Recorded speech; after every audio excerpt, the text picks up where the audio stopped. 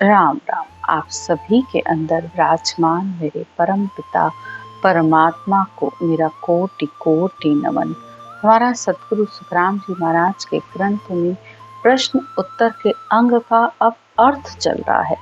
जो पीछे जितने भी प्रश्न उत्तर हुए हैं उन सबको अब सतगुरुदेव हमें अर्थ सहित सबका अलग अलग निर्णय करके बता रहे हैं और हमारे अनेक तरीके के भ्रमों को और संशय को भी मिटा रहे हैं। कल की ज्ञान की चर्चा में उन्होंने हमें अनेक प्रश्नों के उत्तर दिए। कर्म कौन करता है, चाहना क्यों होती है, कुबुद्धि क्यों आती है, बुद्धि क्यों भ्रष्ट होती है, लाज शर्म कौन रखता है, अहंकार किसको होता है, अज्ञान मनुष्य क्यों होता है। अनेक तरीके के प्रश्नों के उत्तर उन्होंने हमें अर्थ सहित समझाए। अब आज की ज्ञान की चर्चा में हमें वो फिर समझाते हैं। शोभा सुख मान इन सब की चाहना किसको, यानी संसार में शोभा यानी प्रशंसा, मान सम्मान, इसकी चाहना किसको होती है? तो तुम्हारे मन को, इस मन को ही चाहना होती है कि संसार में मेरा नाम हो जाए, सब मेरी प्रशंसा करें, मेरी बड़ाई करें। ये सब मन को चाहना होती है। शील विश्वास संतोष अर्थ काये से आवे। मनुष्य के अंदर शील विश्वास संतोष किससे आता है? अनुभव से। क्योंकि जब तक ज्ञान का संग नहीं होता है और वो ज्ञान बुद्धि पर बैठता नहीं है और तुम धारण नहीं करते हो, तो तब तक इस मन के अंदर न तो संतोष आ पाता है। हर समय संसार में ये चाहिए, या तो उसके मन की जिद चलती रहती है या उसकी इच्छाएं के वश होकर वो सब कार्य करता रहता है।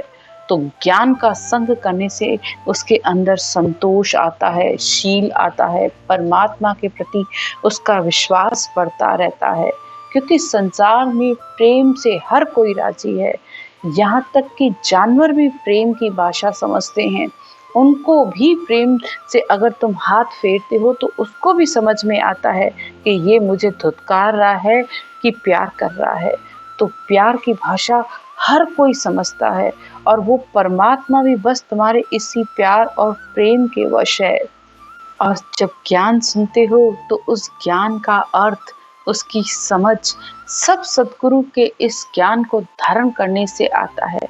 जब ये सत शब्द आता है तो जो ज्ञान तुम पढ़ रहे हो, सुन रहे हो, अगर वो तुम्हें पहले भले न समझ में आता होगा, लेकिन धीरे धीरे जब तुम इस सत शब्द का संग करते हो तो उस सब के अर्थ भी तुम्हें समझ में आने लगते हैं।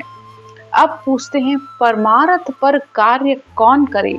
तो संसार में परमार्थ का कार्य कौन करता है, भलाई का कार्य कौन करता है? तो साधु करता है। क्योंकि उसने परमात्मा को पाया है और उसके अंदर इतना दया का भाव आया है, तो वो ये चाहता है कि जिस आनंद में मैं डूबा हुआ हूँ, जिस आनंद को मैं ले रहा हूँ, उसको संसार की हर आत्मा ले। इसलिए वो उस साधु के अंदर परमार्थ का, कल्याण का, इस आत्मा के कल्याण की भावना बनी रहती है। इसलिए वो सबको वो ज्ञान देता रहता है। साधु पराया कार्य कैसे करे? तो वो साधु पराया कार्य यानी परमार्थ का कार्य कैसे करता है?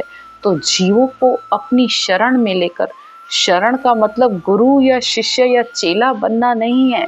यहाँ शरण का मतलब है कि उसे ज्ञान से ये समझाना कि ये आत्मा क्यों आई है, उसे क्या करना है, वो कैसे ऐसा क्या करे कि परमात्मा में मिल सके। ये सारा ज्ञान साधु की शरण में जाने से मिलता है।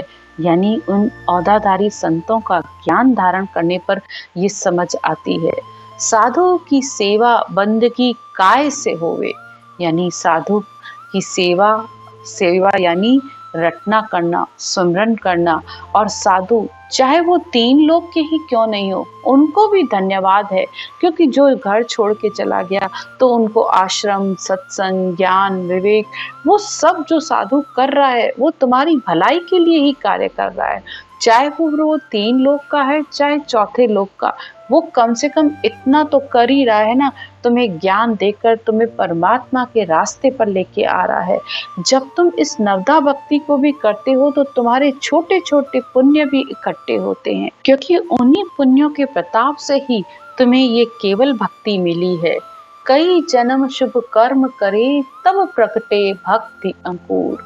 तो कई जन्मों की तुम्हारे शुभ शुभ कर्म इकट्ठे हुए हैं, तब तुम्हारे अंदर ये भक्ति का अंकुर फूटा है।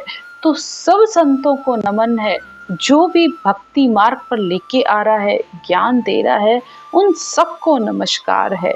और सेवा, और उनके द्वारा सेवा ये करनी है कि जो वो नाम बता रहे हैं, इस सत शब्द को, इस राम के नाम को कैसे लिया जाए, तो ये सबसे बड़ी सेवा है।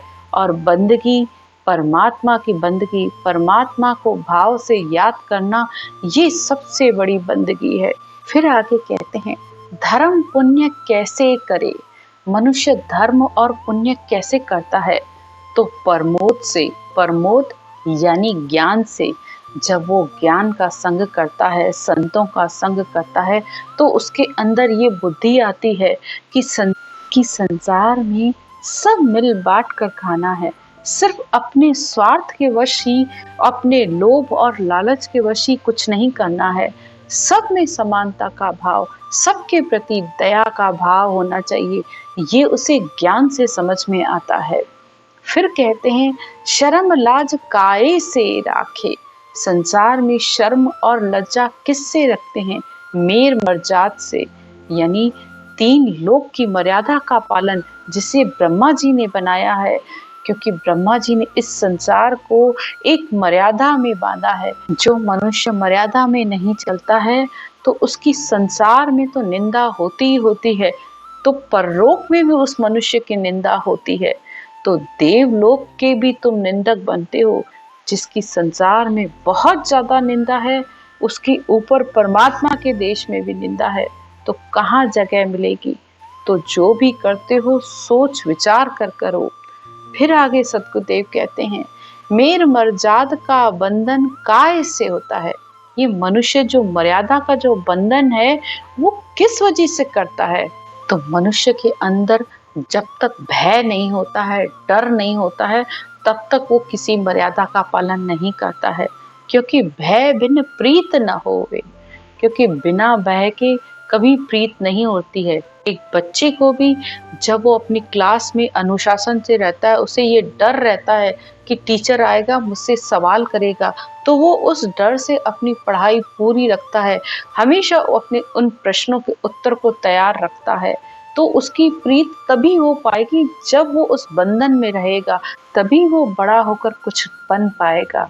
तो इसी तरह मनुष्य के अंदर भी समाज का भी डर होना चाहिए, परमात्मा का डर भी होना चाहिए, और यहाँ तक कि आत्मा कहीं 84 में ना चली जाए, इस बात का भी डर होना चाहिए।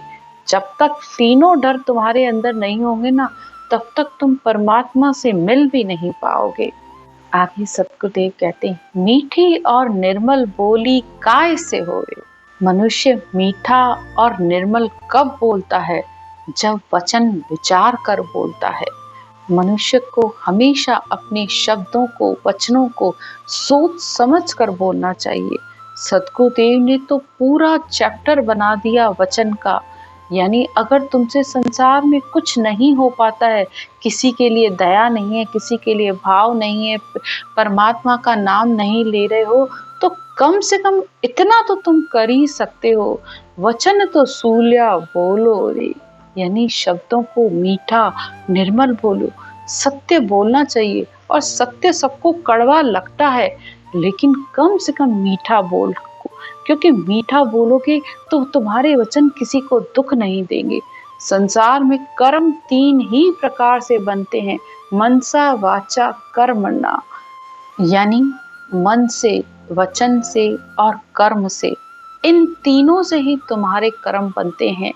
तो कम से कम अपने शब्दों को अपने विचार कर, सोच कर बोलोगे तो किसी की आत्मा दुखी नहीं होगी। फिर कहते हैं, ईश्वर मिलने का उपकार किसने किया? यानी परमात्मा से मिलाने का उपकार कौन करता है? परमात्मा से मिलाने का उपकार औदाधारी संत सतगुरु ही करता है। सतगुरु की शरण जाने पर ही हमें वो ज्ञान मिलता है जो परमात्मा में जिससे मिला जा सकता है। फिर कहते हैं, ध्यान ज्ञान विवेक सोझी समझ कहाँ से मिले? यानी संसार में ध्यान ज्ञान विवेक इसकी समझ इसकी सोची हमें कहाँ से मिलती है? तो साधु के संग से, सतगुरु के संग से, उनके ज्ञान का संग करने पर ही हमें ये समझ विवेक हमारे अंदर आता है, ये ज्ञान अंदर आता है कि हमें किसका ध्यान करना है, उस ध्यान को करने पर क्या होगा। इन सब बातों की समझ हमें सतगुरु के संग आती है। भक्ति करने का योग कौन बताता है? तो सतगुरु ही भक्ति करने का योग बताते हैं कि ध्यान ज्ञान विवेक समझ साधा संग आवे और भगत करण हद जोग सतगुरु आण बतावे। तो संसार में ज्ञान ध्यान विवेक समझ ये सब हमें सतगुरु आकर बताते हैं। और भक्ति कैसे की जाती है, संसार में और करनियों करने से क्या मिलता है और भक्ति योग कैसे होता है, इन सब की समझ हमें सतगुरु से मिलती है। साचा गुरु मिलिया साची सोच पाई रटो राम नामा आछी बिरिया आई। अगर सतगुरु भी मिल गया, उनका ज्ञान भी मिल गया, उनकी शरण भी मिल गई, भक्ति का भेद भी मिल गया, तो सबसे अच्छा समय है उस परमात्मा की प्राप्ति का। बस इस ज्ञान को धारण करो और उस परमात्मा में मिल जाओ। आगे सतगुरुदेव समझाते हैं कि मनुष्य के अंदर भक्ति का स्वभाव काय से आवे? तो भाग्य और कर्म से। किसी के अंदर भक्ति का अंकुर आया है तो कुछ उसके भाग्य से आया है, कुछ उसके कर्मों से आया है। या तो वो पीछे करके आया है तब उसको उस भाग्य के फलस्वरूप वो भक्ति मिली है, या अधूरी भक्ति छूटी भी है, या उसके कर्म के कारण, यानी उसने साध का संग किया, ज्ञान की शरण ली, तो अपने जो जैसा कर्म करता है बस उसी अनुसार उसे फल मिलता है। तो अगर ज्ञान का संग करते हो, संतों का संग करते हो, तो बुद्धि पर विवेक आता है और मनुष्य के अंदर ये भक्ति का अंकुर फूटता है। तो भक्ति कभी कभी भाग्य से और कभी कर्म की वजह से भी मिलती है। ब्रह्म भक्ति का भेद काय से मिले? और मनुष्य के अंदर ब्रह्म भक्ति, ये केवल भक्ति का भेद उसे किस वजह से मिलता है? तो पूरब के दत्त प्रताप से। दत्त यानी पूरब में, यानी पिछले जन्म में वो भक्ति करके आया है और अनंत जन्मों के उसके शुभ कर्म भी इकट्ठे हुए हैं, तब उसके अंदर इस ब्रह्म भक्ति का अंकुर फूटता है। लघुताई कौन देवे? लघुताई यानी छोटी बुद्धि किसकी होती है? मनुष्य की चाहना की वजह से, उसकी इच्छा की वजह से उसकी बुद्धि छोटी हो जाती है। वो छोटी छोटी बातों पर लड़ता रहता है, छोटी छोटी बातों पर राग और द्वेष करता रहता है। आगे कहते हैं, मन में तलब चाहे काय से आवे? मनुष्य के अंदर ये भक्ति की तलब, ये भक्ति सी चाहना या परमात्मा से मिलने की चाहना कब लगती है? आगाड़ी के अंकुर से, यानी पिछले जन्म में उसने भक्ति की है तो उसके अंदर हर समय परमात्मा से मिलने की चाहत बनी रहती है।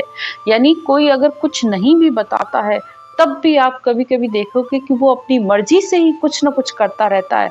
और फिर अगर उसे गुरु मिल गया, ब्रह्म ज्ञान मिल गया, सतगुरु औदाधारी मिल गया, तो वो फट से उस भक्ति को धारण कर लेता है और वो उस गगन मंडल में पहुंच जाता है।